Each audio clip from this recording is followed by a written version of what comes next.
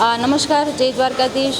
Hospital સમિતિની મારી જવાબદારી છે, એટલે મારી ફરજમાં આવે કે મારી હોસ્પિટલની અંદર જે મહા મહેનતથી શાસક પક્ષ પદાધિકારીઓ દ્વારા અને લોકોની મહેનતથી જે આ હોસ્પિટલ ઊભી થઈ છે, અને આદરણીય આપણા વડાપ્રધાનજી જેનો આગ્રહ છે કે છેવાડાના લોકો સુધી આરોગ્યલક્ષી સેવા પહોંચવી જોઈએ, સ્મીમેર એના માટે બેસ્ટ છે અને આશીર્વાદ સમાન છે. ત્યારે આ હોસ્પિટલમાં એડમિટ થતા દર્દીઓને પણ પૌષ્ટિક આહાર મળે એ માટે આજે મેં સ્મીમેર હોસ્પિટલમાં ચાલતા અમારા કિચનની વિઝિટ કરી હતી કે જ્યાંથી દર્દીઓને 3 થી 4 ટાઈમ ભોજન મળે છે.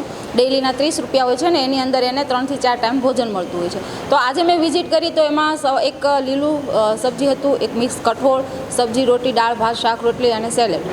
આની વિઝિટ કરી અને મેં ટેસ્ટ પણ કર્યો.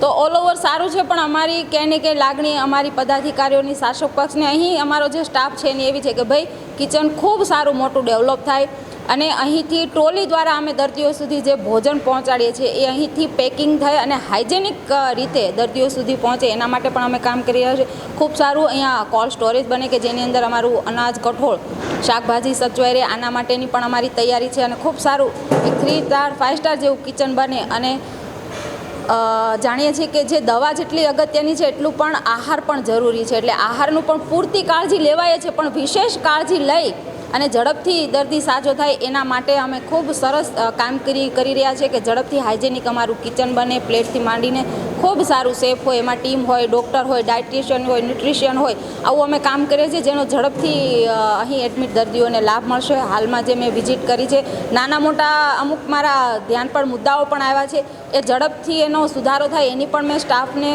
સૂચના આપી છે.